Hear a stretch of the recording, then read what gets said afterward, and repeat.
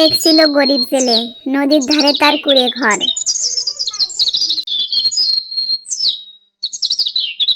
অভাবের মাঝেও একদিন ভাগ্যবশত সে ধরল 3টি বিশাল আকারের মাছ। সে ঠিক করলো এই মাছ তিনি নিজে স্বয়ং রাজার কাছে নিয়ে যাবেন।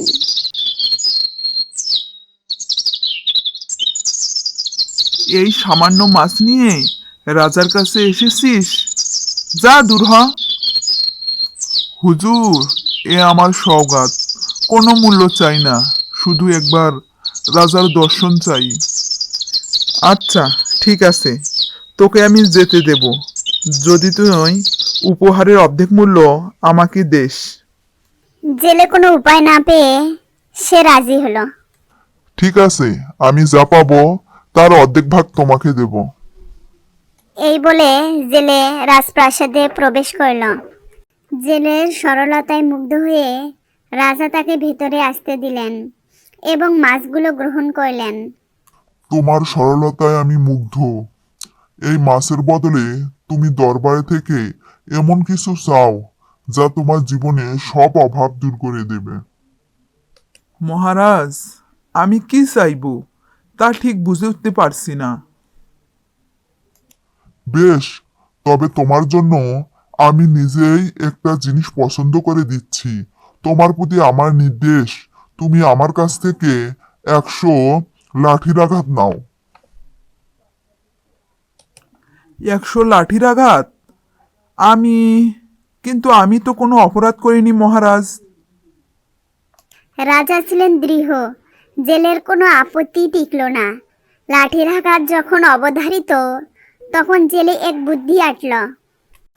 ঠিক আছে মহারাজ, আপনি যখন বলছেন, আমি অর্ধেক শাস্তি নেব, বাকি অর্ধেক আমার প্রাপ্য আরেকজনের জন্য। কার জন্য? স্পষ্ট করে বলো দেখি। আপনার এই সৈন্য আমাকে শাসিয়েছিল, ভেতরে যেতে হলে পুরস্কারের অর্ধেক ভাগ তাকে দিতে হবে। হা হা হা। অতি উত্তম, অতি উত্তম। সৈনিক, তুমি সত্য কথা বলো। মহারাজ, আমার ভুল হয়ে গেছে, আমাকে ক্ষমা করুন। জেলে, তোমার পুরস্কারের বাকি 50টি লাঠির আঘাত তুমি এই লোভী সৈন্যকে দাও। জেলে মুক্তি পেল তার বুদ্ধির জোরে। রাজা খুশি হয়ে তাকে প্রচুর ধন সম্পদ দিতে উদ্যত হলেন। কিন্তু ঠিক সেই মুহূর্তেই ঘটল এক অলৌকিক ঘটনা। জেলে, তুমি শুধু বুদ্ধিমান নও, তুমি ভাগ্য। কথা থামিয়ে দরজার দিকে তাকালেন। এক দাসী ছুটে এলেন।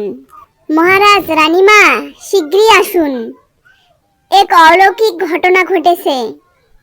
রাজা, রানী ও জেলে হেসেলের দিকে গেলেন, রান্নাঘরের দিকে। এ কি মহারাজ, দেখুন আমার সেই আংটি। এ কি? এই আংটি তো সেই বহু রত্ন, মহামূল্যবান রত্ন খচিত আংটি, যা কদিন আগেই তুমি হারিয়েছিলে। এটা এখানে কি করে এলো? দেখা গেল 3টি মাছের মধ্যে একটি মাছের পেটে ঝলমল করছে রানীর হারানো মহামূল্যবান আংটিটি।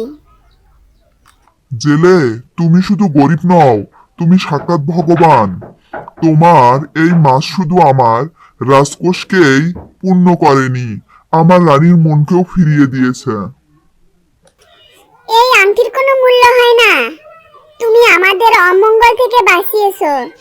তুমি সাধারণ জেলে নাও। রাজা আর রানী বুঝলেন, জেলের এই 3টি মাছ ছিল কেবল 3টি মাছ নয়, তারা ছিল ভাগ্যের প্রতীক। জেলে, তোমার পুরস্কার এখন দ্বিগুণ হলো। তোমার বুদ্ধির জন্য তুমি প্রচুর ধন সম্পদ পেলে, আর তোমার ভাগ্যের জন্য তুমি এখন থেকে হবে আমার রাজ্যের প্রধান মৎস্যজীবী। তোমাকে রাজসভার কাছেই বাড়ি করে দেওয়া হবে। এখন থেকে তুমি সেখানেই থাকবে। জয় হোক মহারাজ, আমি আপনার এই দয়া কোনোদিন ভুলব না। আপনার মঙ্গল হোক। আর এভাবেই সেই গরিব জেলে তার সাহস, বুদ্ধি ও অপ্রত্যাশিত ভাগ্যের জোরে হয়ে উঠল রাজ্যের সবচেয়ে সম্মানিত ব্যক্তি। কারণ ভাগ্য যখন সহায় হয়, তখন তার 3টি মাছের পেটে থেকেও মহামূল্যবান আংটি বের করে আনে। বন্ধুরা, ভিডিওটি ভালো লাগলে লাইক, কমেন্ট এবং সাবস্ক্রাইব করুন।